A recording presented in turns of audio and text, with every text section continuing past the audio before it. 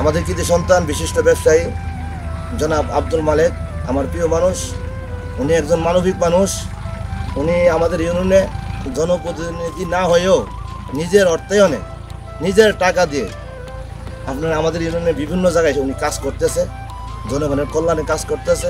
এজন্য আমি ওনাকে আমার নোয়াগাঁও ইউনিয়নের পক্ষ থেকে আমাদের সন্তানকে আমরা ধন্যবাদ জানাই এবং ওনাকে আগামীতে আরও উন্নয়নমূলক কাজ করার জন্য আমাদের যত প্রকার সহযোগিতা আছে, আমরা যত প্রকার সহযোগিতা লাগে ওনার পাশে আমরা আছি এবং থাকবো ইনশাআল্লাহ। এবং আমাদের ইউনিয়নটা আসলে আমরা যারা তারুণ্য ওনার মতো লোক আমরা আসলে ঐক্যবদ্ধ। আমার জানা মতো আমাদের ইউনিয়নের আমরা যারা একটা সুন্দরভাবে আমরা এই ইউনিয়ন পরিচালনা করতেছি, আমাদের মতো কোনো ভেদাভেদ নাই। আমরা ঈদের নামাজ পড়ি একসাথে, আমরা এবং ঐক্যবদ্ধ। এবং এই কাটা নিশা এবং দল্লা এই রাস্তায় তাদের যোগাযোগ ব্যবস্থা আরও সুন্দর হবে এবং সামাজিক অনুষ্ঠান বিভিন্নভাবে তাদের মধ্যে বন্ধনটা একটু বাড়বে। এবং এই রাস্তা আমাদের এমপি মহোদয়ের অনেক স্বপ্ন ছিল, এই এলাকাতে উন্নয়নের অনেক স্বপ্ন ছিল, উনি অনেক কাজও করেছে। ওনার আগেও তেমন কাজ হয় নাই, আমার জানা মতো ওনার আমলে উন্নয়ন হয়েছে। এবং এই রাস্তাঘাট বিভিন্ন রাস্তায় দেখেন, এই যে তেরোহান্দা রাস্তা যেটা মনে করি উনিও এটার জন্য অনেক চেষ্টা করছে এবং ওনার আমলে এটা কাজ শুরু হয়েছে, এখনও কাজ শেষ হয় নাই। এবং উনি এই যে আমরা এই যে কালীগচ্ছ নাসিরনগর লাখাই রুট দিয়ে যে রাস্তাটা আসছে, এই রাস্তাটার উপকার, এই রাস্তাটা দল্লাবন্দ যে রাস্তাটা আসছে এই রাস্তার সাথে যারা সংযোগ এটাও উনি করেছেন। আসলে ওনার অনেক স্বপ্ন ছিল।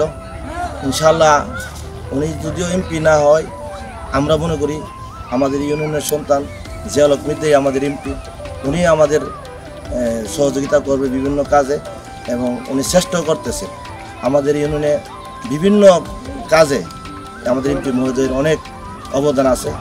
গত কয়েকদিন আগে নোয়াগাঁও একটা বিশাল ঝগড়া বিবাদ সৃষ্টি হইতেছিল, ওনার কারণে ওনার আপ্রাণ চেষ্টায় আমাদের এই নোয়াগাঁও ইউনিয়নটা এখন আপনার ঝগড়া মুক্ত ইউনিয়ন বললে চলে।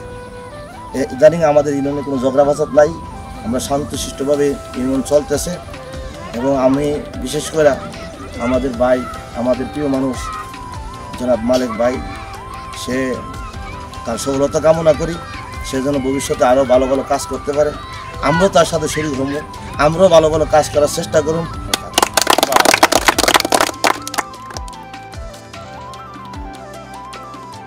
এই যে আমাদের নোয়াগাঁ ঈদগাহ মাঠটা, এটা আমাদের পুরা ইউনিয়নের ঈদগাহ মাঠ।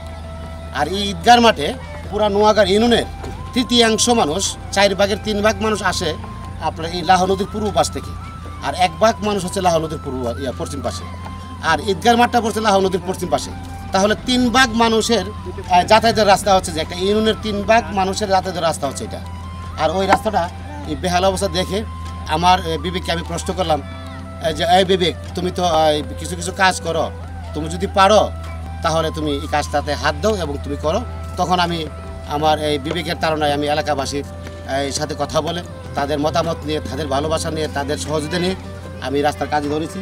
ইনশাল্লাহ এই কাজ সম্পূর্ণ হয়ে যাবে ইনশাল্লাহ। সবার ভালোবাসা এবং দোয়া, 2 পাশের মানুষ যারা আছে, 2 পাশের জমিওয়ালা যারা আছে, 2 পাশের বাড়িওয়ালা যারা আছে, তারা সকলেই মাটি দিয়ে এবং স্বেচ্ছায় শ্রম দিয়ে আমাকে সহযোগিতা করছেন এই কাজটা করার জন্য।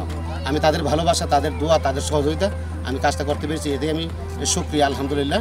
আর আমাদের 2 বারের এমপি মহোদয় আমার এই কাজের কথা শুনে উনি স্বেচ্ছায় আসছেন আমাকে দেখার জন্য এবং কাজটা দেখার জন্য, এতে আমি অনেক খুশি হয়েছি এবং ওনাকে মন থেকে আন্তরিকভাবে ধন্যবাদ জানাচ্ছি যে উনি আসলে একজন ভালো মনের মানুষ। আসলে উনি আসলে সবসময় ছোটো ভাইয়ের মতো আমাদেরকে আদর করেন, ভালোবাসেন মন থেকে, এটাই আমাদের সবচেয়ে বড় পাওয়া। আমি ধন্যবাদ জানাই আমার ছোট ভাই আব্দুল মালেক। টাকা পয়সা অনেকেরই থাকে, কিন্তু টাকা পয়সা খরচ করতে জানে না। আপদে কুপদে টাকা পয়সা খরচ করে, জনস্বার্থে খরচ করতে জানে না। এই যে রাস্তাটা মালেক নির্মাণ করতে যাচ্ছে, এটা মূলত সৎকায়া জারিয়া। পৃথিবীতে মানুষ যতদিন থাকবে, মানুষ যতদিন চলাফেরা করবে, ততদিন পর্যন্ত এই রাস্তার সোয়াব তার কাছে পৌঁছবে। এটাই সৎকে জারিয়া। হ্যাঁ, সে কাজে এটা সৎকায়া জারিয়ার কাজ। সে করছে, আমি তাকে আন্তরিক অভিনন্দন জানাই যে তার সুমতি হয়েছে। অনেক টাকাওয়ালারা এইসব চিন্তা করে না, টাকা দিয়ে অনেক দমদেরেক্কা অনেক কিছু করে ফেলে, যারা জনগণের কোনো কাজে লাগে না। এই রাস্তা নির্মাণ করতে গিয়ে রাস্তার পাশে যাদের জমি, যারা জমি থেকে মাটি দিয়েছেন এবং সর্বাত্মক সহযোগিতা করেছেন, তাদের সকলকে আমরা আন্তরিক ধন্যবাদ জানাই। আমি আরও খুশি হয়েছি যে এই মালেক শুধু তার নিজের অর্থায়নে এই রাস্তা না, নোয়াগাঁও ইউনিয়নে আরেকটা রাস্তা, কাদানিসার থেকে আরেকটা রাস্তা সে করতে চাইছে এবং নিজের অর্থে। আমাদের দেশের গণপ্রতিনিধিরা কি করে? আমি তো 10 বছর এমপি ছিলাম, আমার অভিজ্ঞতা থেকে বলছি, আমি যদি 1 লক্ষ টাকার কোনো অনুদান দেই, সেই অনুদানটা কাজ করা পর্যন্ত 20 থেকে 25,000 টাকা দাঁড়ায়, আর বাকিটা যারা করে তাদের পকেটে। কাজে আমরা গণপ্রতিনিধিদের চরিত্র হলো এই যে যা সরকার থেকে পাবো তা খামো আর উচ্ছিষ্ট কিছু কাম করবো। কিন্তু মালেক এখানে ব্যতিক্রম, যে সে মনে করছে আমি সরকারের কিছু নেব না, আমি নিজের পয়সায় করব এবং এলাকার মানুষের শুধু সেবার মনোভাব নিয়েই সেই কাজটা করেছি। এই জন্য আমি আব্দুল মালেককে বারবার অভিনন্দন জানাই, আন্তরিক অভিনন্দন আমি জানাই। আমি খুব খুশি হয়েছি এই কাজটা দেখে। আমার মনে হয় বর্তমানে যারা আছেন, উপজেলা চেয়ারম্যান আছে বা এমপি আছে, তারাও এই সমস্ত ব্যাপারে যত্নবান হবেন। তাদের প্রতি অনুরোধ জানাই যে রাস্তাটার গুরুত্ব অনুধাবন করে রাস্তাটা যেন অনতিবিলম্বে পাকা রাস্তায় পরিণত হয়, সেই ব্যাপারে আমি দাবি জানাচ্ছি।